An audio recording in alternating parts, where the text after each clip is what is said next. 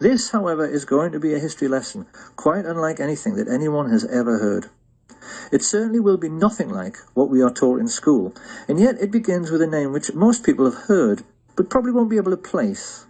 The name of E.H. Harriman. Who was E.H. Harriman?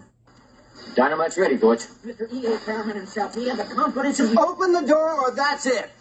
You think E.H. Harriman would get himself killed for you? Woodcock? I work for Mr. E.H. Harriman on the Union Pacific Railroad, and he entrusted me. I'm sure Americans in particular will be amused to learn that Edward Henry Harriman was actually a real historical figure.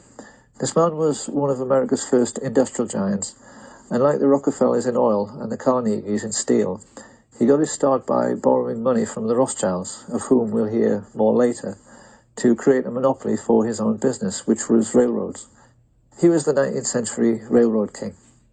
It was a monopoly which wouldn't be allowed today, and it helped in turn to create the Rockefeller oil monopoly. Now, this gave America's first industrial giants colossal power. These were the first people in human history, we mustn't forget, whose businesses were worth more than most countries. People whose fortunes dwarfed anything that the Caesars or the Tudors or the Medici ever dreamed of. So, being greedy, they used this power to engage in price fixing. Naturally, they formed a cartel. Their attitude was that they could charge whatever they liked for steel and oil and transporting goods on the railways. They knew that all American business was dependent on them, and they'd made sure there was no competition, so they could ignore market forces and charge pretty much whatever they liked.